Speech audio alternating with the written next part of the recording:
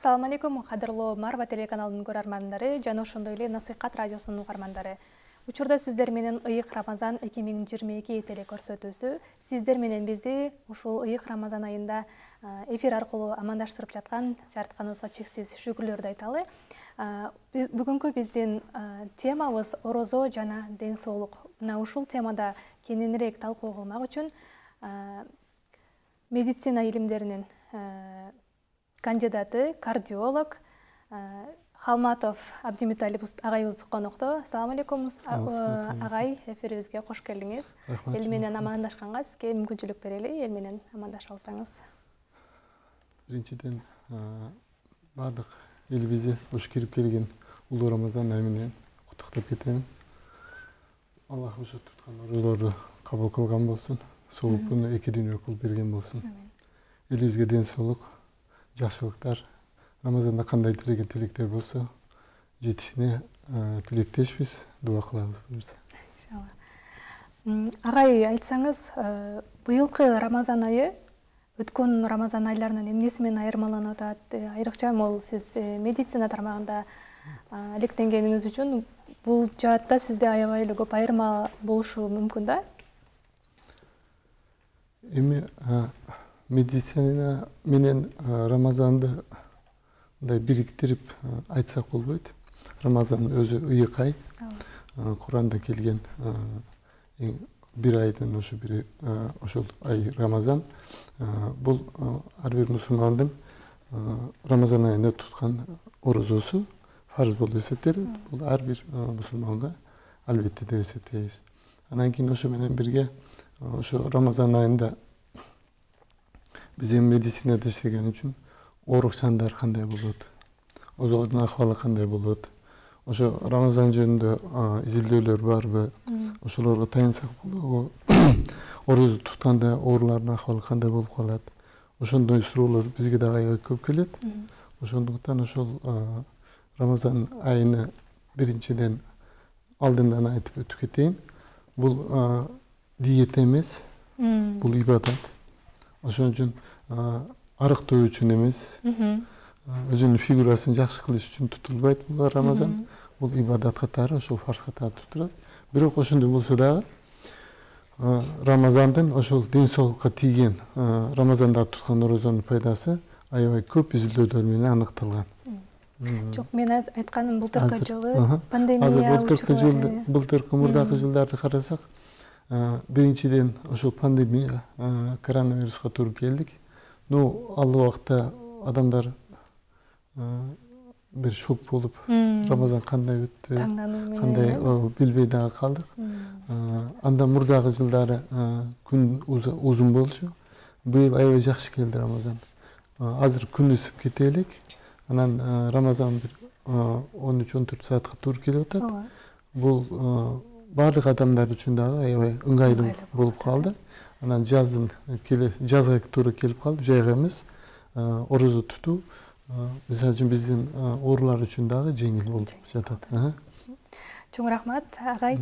Анда өзүбүздүн темага кирип кетсек, орозо жана ден соолук деп экөөнү кошпойт деп алдыңыз, бирок орозо менен ден соолукту сиз өзүңүздүн кесибиңизге байланыштуу суроолорду берсем анда. Көпчүлүк айтып калат да, орозо кармоо жүрөк кан тамыры ооруларынын алдын алат деп. Буга адис катары жообуңуз кандай? Эми сиз берген жоопторго ошо изилдөөлөрдүн жыйынтыгы боюнча жооп берип өтө берем. Эми жүрөк кан тамырга пайдасы орозонун аябай чоң экен. Орозодо организм ач калган убакта организм өзүнүн ичиндеги запасты колдоно баштайт. Мисалы үчүн адам 8 саат ач калгандан кийин организм 8 сааттан кийин гана тамакты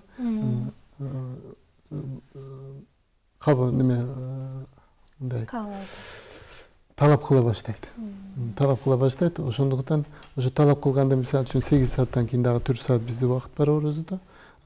Тамак кирбей турса, ал организмде гликоген деп коебуз, запас, глюкозанын запасы. Ошону өзү энергия катары колдонот. Анын запасы организмде аз болгондуктан Андан кийин организм, мисалы үчүн көп жумуш кылган адамдар бар, көп кыймыл аракет кылган адамдар бар. Ал убакта майды колдоно баштайт. Организмдеги майларды. Анан эң жакшысы майды колдоно баштайт, анан кийин организмде керек эмес баягы киста болуп калат, эски операциядан кийинки шрамдар болуп калат, баягындай ар түрдүү башталып жаткан опухоль, ар түрдүү өсмө болуп калат. Даже ошо рак опухолдорунун башталышы ошондой нерселерди өзү энергия катары колдонуп, ошолорду жок кылып салат. Ошондо жок кылып салганда клетка өзүн өзү калыбына келтирүү касиетине ээ болот. Ошондо клеткалардын жаңыланышы биринчи митохондрия аябай көп, жаңы митохондриялар көп болот.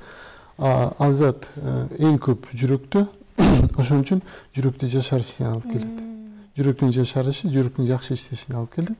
Ошо сиз айткан жүрөк кан тамыр ооруларынын азайышына, анан кийин изилдөөлөр менен караганда ошо аябай көп айтабыз, холестерин деп, кандагы майдын составы. Ошо холестериндеги жакшы холестериндин көтөрүлүшүнө, жаман холестериндин түшүшүнө алып келет экен. Мен ошол бир видео роликтерден да көрүп калдым да. Орозо рактын ооруларын аныктаганда, орозо кармаган адамдардын рак ооруларынын аз болгондугу. Себеби рак клеткалары алар аябай тез өсөт, ошон үчүн дайым кирген тамакты талап кылып турат. Орозо убагында тамак кирбейт. Рак клеткаларында мындай жаман характер бар. Же жешим керек, же өлүшүм керек. Тамак кирбей турса, ал клеткалар өзүнөн өзү өлө баштайт. Ошон үчүн организм аларды дагы жогоруда айтып өткөндөй энергия катары колдонуп салат. Ошон үчүн рак ооруларынан орозо менен, анан ач калуу менен көп изилдөөлөр бар. Эми 100% деп айта албайбыз, көп оорулар айыгып кеткен мындай эмелер болгон. Рахмат, агай. Орозо кармоонун ички органдарга, балким ашказан, ички органдарга токтолуп өтсөк, орозо кармоо азыр 12-13-14 саат болгондуктан тамак жеиштен чыгып кеткенге чейин ичегиде ошол процесс адамда 12 саатка чейин, 12-13 саатка чейин созулат. Ошол убакта организм эс алат. Эс алганда ашказан эс алганда ашказандагы кислота деп коебуз, кислотность. Ошондогу азайышына алып келет экен. Ал дегенибиз көпчүлүк мындай жара оорулары бар, эрозия оорулары бар. Ошолордун жакшы болуп кетишине, гастрит ооруларынын жакшы болуп кетишине алып келет экен. Андан кийин ошо организм ичегилер 12-14 саат тамак кирбей калганда, ошо баягындай жаман заттар, ар түрдүү нелерди өзү тазалап алып чыгып кетишке аракет кылат. Анан биринчи очередде ошо кан тамыр системалары ошо тамак кирбей турса, мисалы үчүн тамак киргенде организмде 10-15% каны организм тамак сиңиришке эле кетип турат. Ал процесс токтогондон кийин ошо 10-15% организм тазалганга киришет да. Көпчүлүк адамдар аябай орозодон коркушат, мен болбойт, мен ооруп калам, мен орозо калган 11 айга даярдык организмди тазалап бериш. Мисалы үчүн бир жерде биз бир жумада бир жок десе үйдү уборка кыласыз. Мисалы үчүн машинабызды бир жылда бир жолу каратып, майын алмаштырып, баарын карап турабыз. Бирок организмге эч ким бир мындай көңүл бөлбөйт да. Бул Аллахтан келген ошо организмди 11 айга даярдап бериши. Мисалы үчүн мына армияда, мындай спорт школаларда, мисалы үчүн мына олимпиадага катышкандар, мисалы үчүн спортсмендерди алып калсак, мындай жөнөкөй кылып түшүндүргөндө, алар тренировка убагында, машыгуу убагында аябай чоң мээнет кылат. А кийин чыккандан кийин ошо мээнети кандай жакшы болсо, чемпион болот, олимпийский чемпион болот. Результаты ошо болот. Бизде ошо машыгуу орозо убагында болот. Ошо 11 айга иммунитетти көтөрүп бериш, организмди өзүнө келтириш, ошо организмдерди жашартыш, калыбына келтирүү системасы. Бул калыбына келтирүү системасы дегенибиз биоритм деп коебуз. Бардык жаратылышта, организмде дагы бардык нерсе цикл менен болот. Мисалы үчүн ар айдын келиши. ошол айдын келиши, ошо Рамазан айынын келиши организмдеги биоритмдердин жаңылашуу процессине туура келет экен. Ар жылы организмде биоритм дегенибиз ошо организмдин айлана чөйрө менен болгон мамилеси. Погодага, стресске, ысык суукка, кышка, жазга, ар түрдүү инфекцияларга туура келиши. Эмне үчүн ошо ороз убагында биоритмди жакшы калыбына келтириш керек?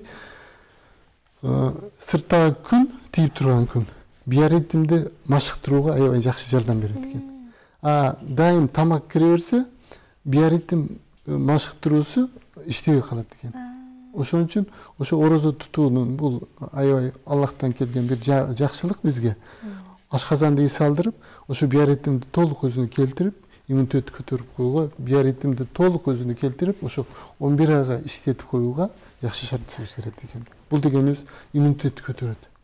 Эч кандай укол жок орозодой. Иммунитетти 100% көтөрүп бере турган. Бизде тескери ойлонушат го, мисалы. Тескери ойлонот. Тамак жебей калсам, эртеден кечке ачка жүрсөм, кайра жаздын убактары деп шылтоолорду айтып келишет да. Иммунитетим түшүп кетет, башым айланат. Мен өзүм шылтоолорду айтам. Көп жылдан бери кармап жүрүп, ошо өзүм практикам, анан кийин мен дайым оорулар менен иштегенме байланыштуу. Көп оорулар, мисалы үчүн жүрөк кан тамыр оорулары, жүрөк жетишсиздик оорулар деп коебуз, сердечный недостаточность. Аябай оор оорулар, бар жогу шишип кеткен оорулар. Биз аларга суюктукту ичүүнү тыябыз. Анан кийин суюктукту көбүрөөк чыгарышка, баягындай ар түрдүү сийдире турган укол таблеткаларды берип, организмди көбүрөөк сийдик чыгарышка аракет кылабыз. Анан кийин көп ооруларыбыз, менде ошо медицина өзүнүн практикамда аябай көп жолугушуп турат. Суу ичпе десең, айла жок, ичишет да. Анан кийин көпчүлүк ооруларым кийин кандай болуп тез жакшы болуп атасыз, кандай эффект болуп атат десем, дайыма айтышат, мынтип ошо ичиштен жадыбай да эртең менен турам да ниет кылып, таблеткаларды ичип ниет кылып орозо кармап алам. Себеби орозо кармаганда өзүм кармалат экенмин, тыйлат экенмин деп. Баягы биз лечение кылганда ошо орозо кармап лечение кылган пайдасы 50-60% жакшы болот. Ошон үчүн ороздун пайдасы организм үчүн аябай жакшы. Мындай чоң пайда келтирет. Анан дагы медицина жактан алып карасак, ички ооруларды, ички органдарда, мисалы үчүн боордун тазаланышы. Боор организм үчүн лаборатория бардык немелерди тазалап берип турат. Ошондо орозо убагында боордун ишеси 100 эсеге көбөйөт экен. Анан баягы аммиак деген немебиз бар. Ошону иштеп чыгышы ошончо даражага көтөрүлөт экен. Организмди толук тазалоого, боор өзүнүн калыбына келтирип алууга толук шарт түзөт экен. Анан кийин өттөгү, бөйрөктөгү таштарды алып калсак, наоборот адамдар баягы ичпей жүрсө таш көбөйөт дейт. Изилдөөлөргө таянсак, таш топтолушу орозо убагында азаят экен. Кальцийлердин организмде иштеп чыгылышы азайып, натрий туздары көбөйөт экен. Бул дегенибиз наоборот ошол организмде болгон кумдарды, таштарды чыгарып туруш касиетине ээ болот экен. Анан кийин баягы көпчүлүк бизге дагы аябай көп кайрылышат. Бала эмизип жатам, же балам жаш, эмчекте орозо кармасам болобу дейт. Изилдөөлөргө таянсак, организмде баягы пролактин деген гормон бар.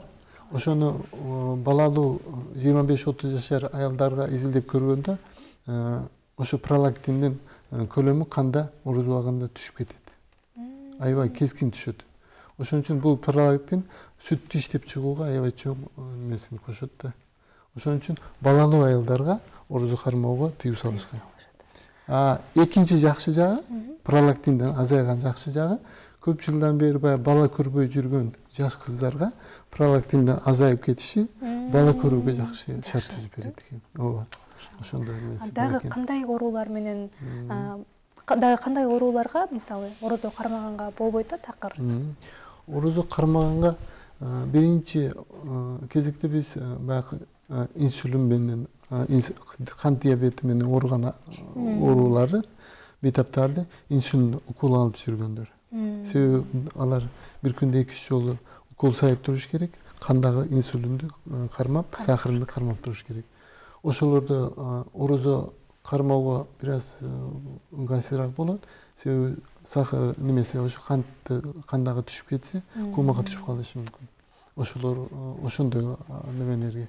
Анан кийин мен жогоруда айтып өтүп кеттим, жүрөк жетишсиздиги менен ооруган оорулар бизде инфаркт, инсульт деп коебуз.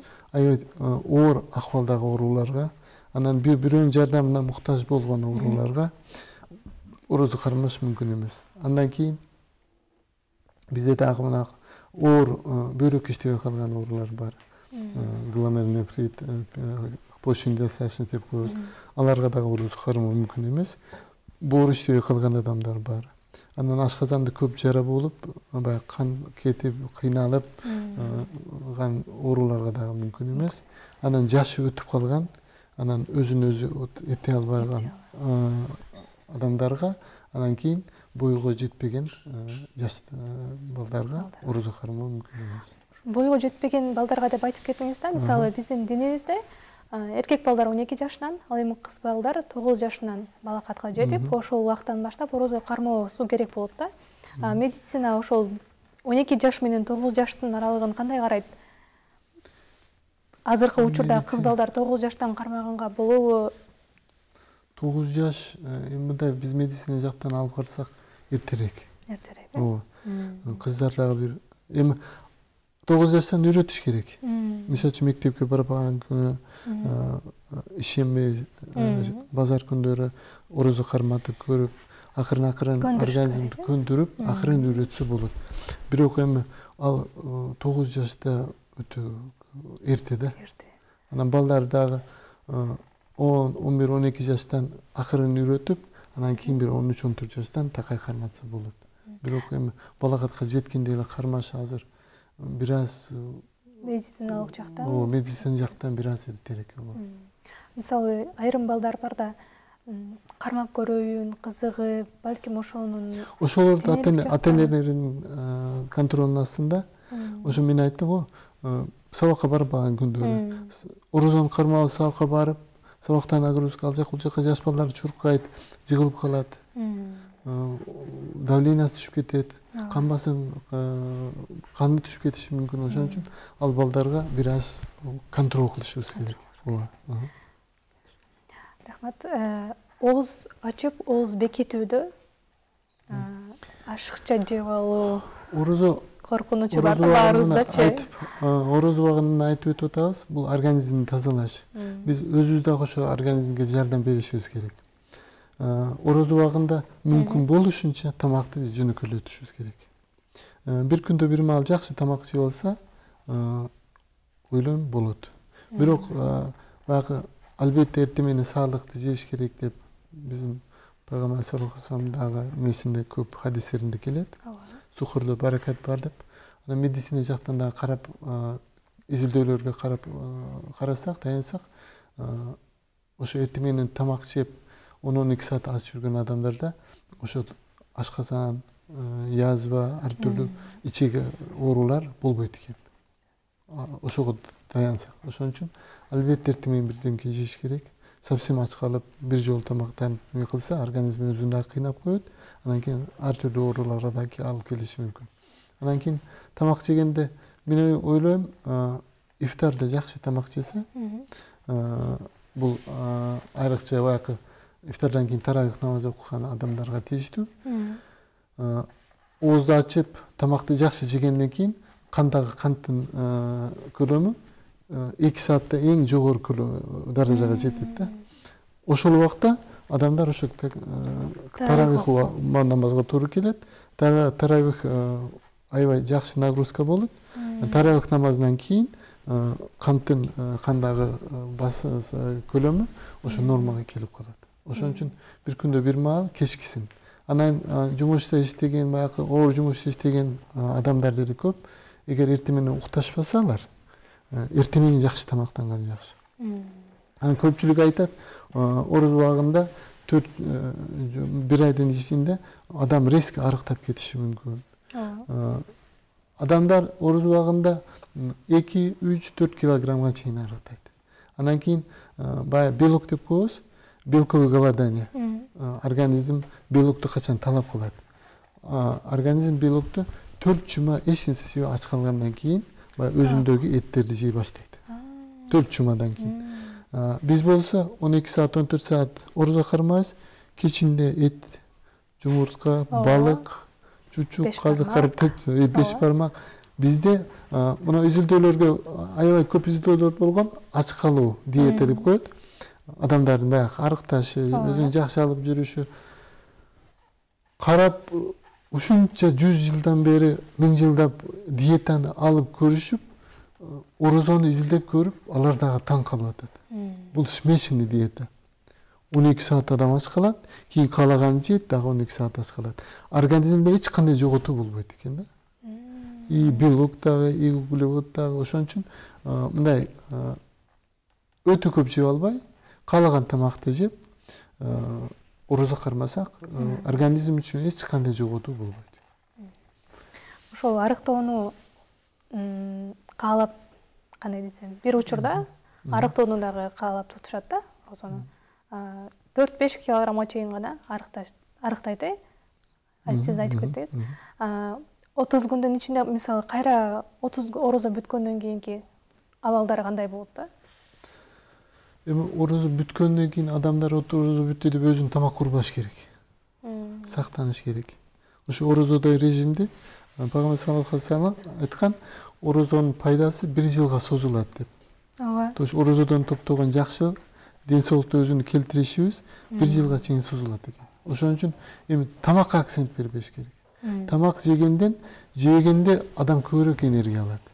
Мисалы үчүн эгер орозодон кийин дагы улантабыз, каалайбыз дегендерге өзүбүздүн Пайгамбар саллаллаху алейхи ва саллям сүннөтү бар. Дүйшөмбү, бейшемби күнү орозо кармаш. Мен дагы ошону карманам. Аллага шүгүр эч кандай проблема жок. Кармаса болот. Ошону улантып кетсе болот. Аны кармай албайбыз, колдон келбейт дегендерге мындай мусулман айынын 13, 14, 15 3 күнү орозо кармоо бар. Ошо 1 айда 3 күн орозо кармаган адам деле 1 жыл оорубайт жүрөт деген мындай изилдөөлөр бар. Ошон үчүн 3 күн кармаса болот. Мусулман айынын 13, 14, 15 күн. Андан кийин орозо убагында көпчүлүк азмага звонок салышып сурашып атат хижама жөнүндө. Эми адам ас жүргөндө хижама кылдырыш бир аз кооптуураак, бирок ошол хижама сурангандар көпчүлүгүнүн кан басымы жогору, өздөрүнүн салмагы жогору, жеш ичиштери жакшы, аларга хижама кылса болот. Бирок орозодо бир жолу, 2 жолу ашып кетсе, бирок күнүгө эмес да. Бирок орозодо Пайгамбар саллаллаху алейхи ва саллям өзү дагы өзүнө хижама кылган. Алар бар. Ошон үчүн хижама кылыш дагы болот. Анан көпчүлүгү сурайт, укол алуулар кандай болот. Орозо убагында эгер эми орозого леченияны пландаштырбаш керек да. Мисалы үчүн бир витаминдерди алып коеюн, бир ден соолукту өзүнө каратып алайын, эски шамалдаган жерлеримди жакшы кылып алайын деп орозого пландаштыруу туура болбойт. Бирок көпчүлүк адам аясыз, өнөкөт оорулар, хронический оорулар деп коебуз. Алар менен ооруп жүрүшөт. Баягындай убагы келип калган лечениялары бар, башкалары бар. Укол орозону бузбайт. Укол алуу орозону ачпайт. Мен канча источниктерден карап неме кылдым, башка. Анан кийин биз дамналар менен да сүйлөшүп неме кылдык. Жан башка укол салуу, тамырга укол салуу, анан кийин мындай ооруган адамдар үчүн эч кандай кан тапшыруу, тамырдан кан берип, анализдерге кан берүү, алар орозону ачпайт. Анан кийин орозону дагы эмнелер ачпайт? Мисалы үчүн орозо кармап жүргөн адамдарда, биздин ооруларда жүрөк кармап калышы мүмкүн. Стенокардия, баягындай жүрөк приступ болуп калышы мүмкүн. Ал убакта албетте жардам көргөзүш керек. Тилдин астына таблетка салыш керек, же баягындай спрей деп коебуз. Спрей. Ошону чачыш керек. Мен өзүм ооруларыма ошону сунуштайм. Баягы тилдин астына спрей. Жүрөк кармап калган нитроглицин, нитро-спрей дегендер бар. Ошолорду тилдин астына сеп, ошо жүрөк. Анан кийин ошондой эле давлениясы көтөрүлүп кеткен ооруларга дагы ошо спрей жакшы жардам берет. Демек бул да орозону бузбайт. Орозону бузбайт. Себеби эмнеге бул Анан кийин баягы аллергиясы бар адамдар. Аллергиясы кырым болуп калса, мурдун ичине баягындай спрейди чачкандагы орозону ачпайт экен. Кулакка тамчы тамызуу, эгер кулактын пардасы тешик болбосо, орозону ачпайт. Көзгө дары кылуу, ал дагы орозону ачпайт. Ар түрдүү денеге баягы крем, ар түрдүү маздарды коюу, майларды шипу, алар дагы орозону ачпайт. Ошон үчүн орозо баягы спрейлерге эмнеге ачылбайт? Спрейдин дозасы аябай кичине. Тилдин асты менен сиңет, ашказанга жетпейт ал. Анан кийин биз бир күндө 5 маал даарат кылабыз. Орозо убагында дагы даарат мүмкүн. Эч кандай неме жок, тоскоол жок. Ошон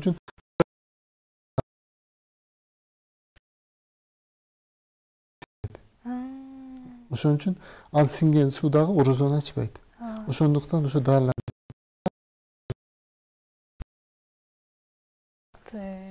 жутса, оозду көтөрүп неме кылса, ичсе, орозо ачылат. Таблетканы чайнап ичип койсо. Ийне саюудан эч кандай. Ийне саюудан. Орозого чыдабай атам, слабый болуп кеттим. Ошо орозого чейин чыдап турайын, бирдемке сайып коюп, витамин, глюкоза, аскорбинка дей турган болсо, анда орозо ачылат. Ниетке жашаа. Ниетке. Бирок ниетте ден соолук жаман болуп, ошо дарылануу керек болсо, орозо ачылбайт. Биз буларга тоскоолдук кылбашыбыз керек. Ислам жеңил дин. Биз коркутпашыбыз керек эч кимди. Ошондой кылып кармайт. Быйылдан кийин Кудай буйрса жакшы болуп калса, аларсыз кармайт. Ошон үчүн биз көбүрөөк тартышыбыз керек буларды. Бар жокту болбойт сага, мурда бардыгы келген ооруларга айтат элек, орозо ашказанын ооруйт болбойт. Ошо кант диабети менен ооруган оорулар дагы инсулин албай таблетка ичип жүргөндөргө орозонун аябай чоң пайдасы бар. Сахардын түшүнө, өзүнүн салмагынын түшүнө, ошон үчүн аларга дагы акырын орозо кармаганга болот. Мен ошол жакындарыбыздын эле арасынан угуп калдым, боору ооругандар, ашказан ооругандар. Боорду тазалайт орозо. Демек кармаш керек. Кармаш керек. Эми баягы өтө оор акыбалдагылар, боору ооругандар бар. Ичи шишип кеткен, буттары шишип кеткен. Но аларга эми биз карма деп айта албайбыз. Эми курада дагы келген, өзүңөрдү кыйнабагыла, ооруп калган болсоңор, башка убакта орозосун толуктап бергиле, башка күндөрдө. Рахмат агай. Анда мындай орозо учурунда бизден суулар ошол чыгып турат да, дене аркылуу дагы, ички органдар аркылуу дагы суулар чыгып турат. 12 саат, 14 саат аралыгында бул сууларды толуктаганга кантип толуктайбыз же болбосо сууду толуктаганга бизде обезвоживание деп коет. Обезвоживание, ооба. Эми обезвоживание дегенибиз баягы оор жумуш иштегендер. Кечке чейин жүк көтөрүп, оор жүк менен иштеп, аябай чоң жумуш кылгандарда ошо сиз айткандай обезвоживание болушу мүмкүн. Бирок ошодон качыш үчүн ар бир адам баардыгыбыз эле ошо ооз ачкандан баштап, ооз жапканга чейин акырын ошол суюктукту 2-3 литрге чейин ичишибиз керек. Толукташыбыз керек.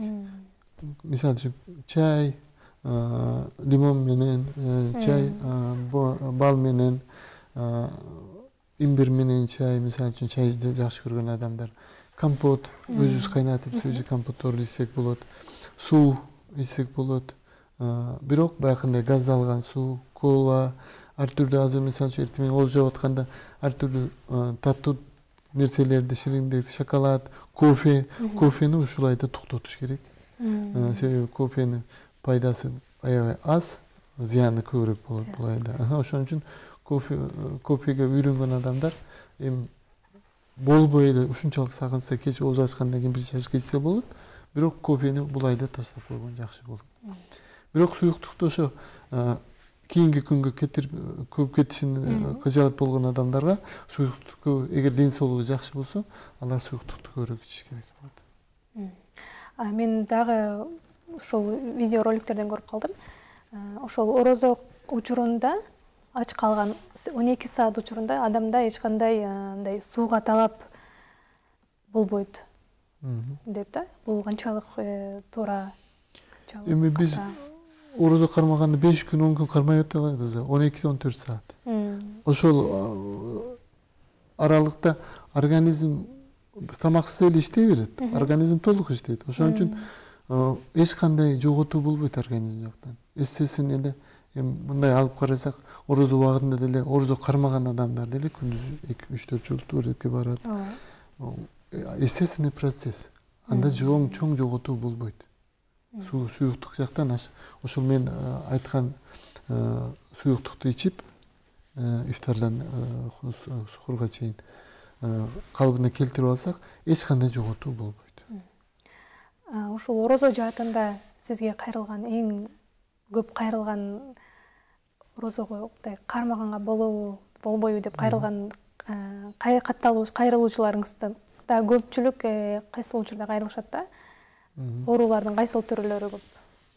Бизде оорулар жүрөк кан тамыр оорулар, инфаркт инсульт менен ооруган оорулар бар, кант диабети менен ооругандар бар, ашказан, баардык эле ооруларыбыз бар. Анан көпчүлүк ооруларга, мисалы үчүн акыбалына карап биз айтабыз, орозо тутканга болбойт сизге. Бирок таквасы өтө күчтүү адамдар бар, өзүбүз эмес. Макул доктор дейт, кетет, өзү кармайт. Кээде кыйналып калып, балдары алып келет, башка болот. Ондай учурлар көп бизде. Бирок көпчүлүк ооруларыбызды өзүбүз контроль кылып, мисалы үчүн орозо убагында ичип аткан дары-дармектерин азайтып беребиз. Себеби орозо убагында резко давлениясы түшүп кетпесин, болбосун деп. Ошол убактарда биз карап контроль кылып турабыз. Анан кийин орозонун дагы бир эң жакшы жери чылым чеккен, нас чеккен адамдар ошо орозо убагында ошолордон арылса болот да. Бардыгыбыз туура жол болсо, спирт ичимдиктерин ичкен адамдар. Ошо менен 1 ай өзүнө кармаган адам мындай кийин дагы кармаса болот да. Ошон үчүн ушул айда аябай жакшы адамдарга возможность. Анан кийин мен айтып кетип элем, бул орозо медицинада ошо бир альтернативдик лечение катары кирет да. Бул эң жакшы лечение. Себеби азыр ооруган адамдарды өзүңүз билесиз, аябай көп таблетка ичишет. Канча мындай текшерүүдөн өтүшөт. Мунун баардыгы каражат. Канча акча кетет. Көпчүлүк ооруларыбыз ошо жазып берген дарыны дагы алып иче албайт. Каражат жок, пенсиясы жетпейт. Ошондуктан ден соолук мындай өтө жаман болбосо, орозо менен лечение кылган аябай жакшы. Көп адамдар, менин практикамда аябай көп адамдарым жакшы болуп кетти орозо. Ооба, көп адамдарым. Мисалы, ошол ички сууларды ичип жүргөн, спирт ичимдиктерин ичип жүргөн адамдар орозо эмес жөнөкөй убактарда айтышат да, организм талап кылып атат, ал нерсени ичиш керек. Мен мисалы көп угуп калдым да, жок, жөн эле мындай жатып калып, ооруп калып, ушундай көйгөйлөрдү мен көрүп калдым. Булар орозо учурунда ал нерсени организм талап кылбай атабы? Токтотуп койгондо организми кандай акыбалда калат? Орозодо жакшы ниет кылып кармаса талап кылынбайт. Эми баягындай сиз айткан адамдар бар, запой деп коебуз. Запойго кирип кеткен адамдар бар, өтө көп иче турган адамдар бар. Аларды шылтоосу. Башка эч кандай организм эч кандай талап жок, талап кылбайт. Ичпесең талап кылбайт. Кантип эле ич деп талап кылат. Анан тамеки тарткандарга деле өзүнүн шылтоосу. Тамекиден эч пайда жок. Тамекинин зыяны аябай көп. Бизде ошо жүрөк кан тамыр ооругу алып келе турган факторлор деп коебуз. Ошонун бир фактору чылым чегүү деп коебуз. Аны таштаган адам жүрөк кан тамыр оорулардан 20-30% кутулат. 50%га чейин кутулат. Ошон үчүн канды койрушуна алып келет, өпкөнүн начар иштешине алып келет, бронхит, канча ооруларды козголушуна алып келет. Чылым чегүүнү ташташ керек. Пайдасы жок эч кандай.